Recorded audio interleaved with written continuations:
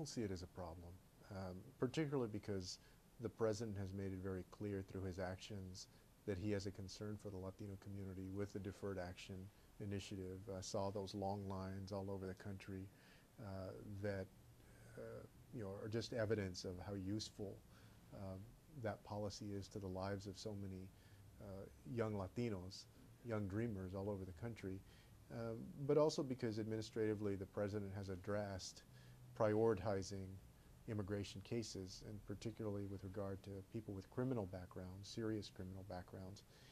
Maybe more importantly, when you look at issues that are the bread and butter issues of the Latino community, like education, this is the president that invested more in Pell Grants, and 150 more Latinos are able to afford college because of that, in the face of calls for cuts to that. A president with the Affordable Care Act that is ensuring that 9 million Latinos have health insurance, 9 million more Latinos have health insurance that didn't have it before. I mean, that is a tremendous opportunity for the Latino community.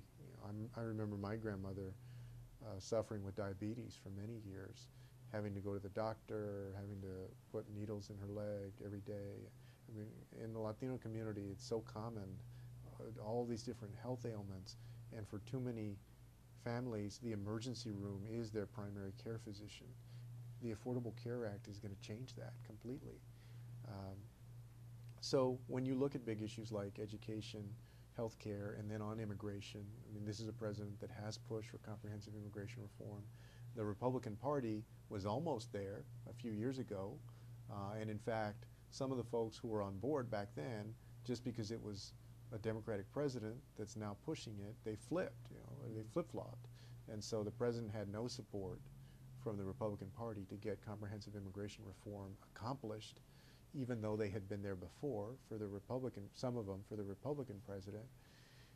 So I believe when people look at that overall record, they can see that this is a president that cares deeply about the Latino community and who has been a very effective advocate in terms of his policies for the community.